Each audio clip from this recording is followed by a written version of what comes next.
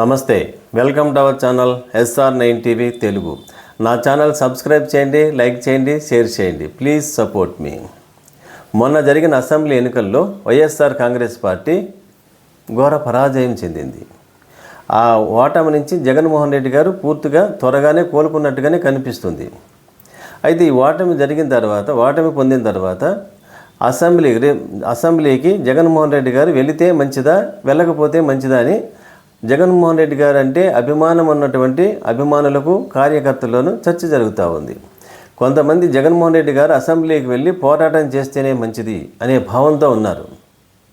కొంతమంది అయితే జగన్మోహన్ రెడ్డి గారు అసెంబ్లీకి వెళ్ళి అవమానం పడటం కంటే కూడా ప్రజల తరపున పోరాటం చేసి ప్రజాక్షేత్రంలో పోరాటం చేస్తేనే మంచిది అనే భావంతో మరికొంతమంది ఉన్నారు. కానీ నిజానికి జగన్మోహన్ రెడ్డి గారు అసెంబ్లీకి ఎప్పుడు వెళ్ళాలి, ఎప్పుడు వెళ్ళకూడదని ఫుల్ క్లారిటీగానే ఉన్నట్టుగా మనకి కనిపిస్తుంది.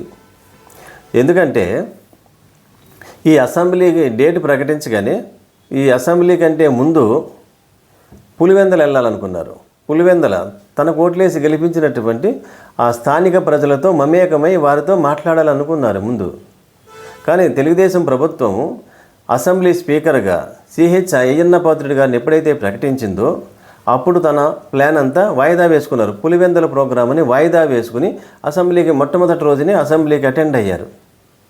గోరంట్ల బుచ్చయ్య చౌదరి గారు ప్రొటెం స్పీకర్గా, ఆయన చాలా సీనియర్ మోస్ట్ ఎమ్మెల్యే. ఆయన ఆధ్వర్యంలోనే ఎమ్మెల్యేగా ప్రమాణ స్వీకారం చేశారు.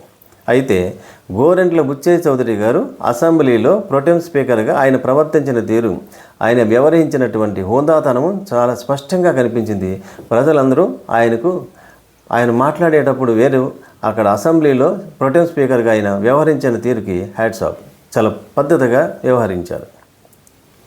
ఎందుకు అట్లా ముందు వచ్చేసారు, ఎందుకు పులివెందులు చేశారంటే అయ్యన్న పాత్రుడు గారు ఆ రోజు వెళ్ళకపోతే తర్వాత అయ్యన్న పాత్రుడు గారు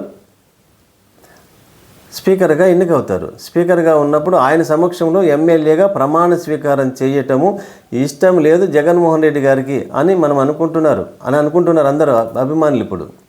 ఎందుకంటే అయ్యన్న పాత్రుడి గారికి జగన్మోహన్ రెడ్డి గారి మీద ఎటువంటి భావము, ఎటువంటి ద్వేషం ఉందో మనకు తెలుసు. ఆయన ఉపయోగించిన పదాలు, భాష ఆ విధంగా ఉండేది. ఈ మధ్యకాలంలో ఆయన చేసినటువంటి ఒక వీడియో సోషల్ మీడియాలో హల్చల్ చేస్తుంది. ఆయన ఏమన్నారు ఆ వీడియోలో, జగన్మోహన్ రెడ్డి గారు ఎన్నికల్లో ఓడిపోయారే కానీ చావలేదు. ఆ పదం చాలా ఘోరమైనటువంటి అర్థాన్ని ఇస్తుంది, సందేశాన్ని ఇస్తుంది అది.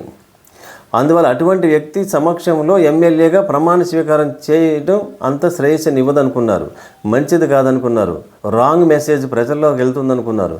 అందుకని ప్రొటెం స్పీకర్గా గోరంట్ల బుచ్చయ్య చౌదరి గారి సమక్షంలోనే ఎమ్మెల్యేగా ప్రమాణ స్వీకారం చేశారు. అంటే ఎప్పుడు వెళ్ళాలి, ఎప్పుడు వెళ్ళకూడదు, వెళ్ళాలా, అసెంబ్లీకి వెళ్ళకూడదు అనేది స్పష్టంగా ఆయన క్లారిటీ ఉన్నారు. ప్రజలు ఏమనుకుంటున్నారంటే ఒకవేళ జగన్మోహన్ రెడ్డి గారు అసెంబ్లీకి వెళితే అక్కడ ఉన్నటువంటి మంత్రులు, ఎమ్మెల్యేలు ఆయన మీద ఘోరమైనటువంటి భాషతో విమర్శించే అవకాశాలు ఎక్కువగా కనిపిస్తున్నాయి అనుకుంటున్నారు. ఆయన సమాధానం చెప్పాలని ప్రయత్నం చేసినప్పుడు ఆయనకు మైకి ఇవ్వకుండా మరింత మందితో దాడి చేయించేటువంటి ప్రమాదమే కనిపిస్తుంది. కాబట్టి అవమానమే జరుగుతుందని అభిమానులంతా అసెంబ్లీకి వెళ్ళకూడదని కోరుకుంటున్నారు. కానీ జగన్మోహన్ రెడ్డి గారు ఏం చేయాలో ఏం చేయకూడదో ఆయనకి ఫుల్ క్లారిటీ ఉంది. ఆయన ఆ విధంగానే ప్రవర్తిస్తారనుకుంటున్నారు అందరూ కూడా.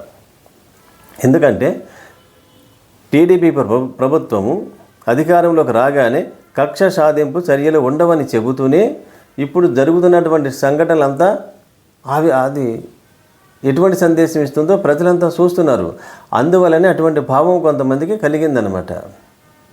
అంటే జగన్మోహన్ రెడ్డి గారిని ఇబ్బంది పెట్టడానికి టీడీపీ ప్రభుత్వము తన ముందున్నటువంటి అన్ని అవకాశాలను సద్వినియోగం చేసుకుంటుంది, ఏ అవకాశాన్ని వదిలిపెట్టదు.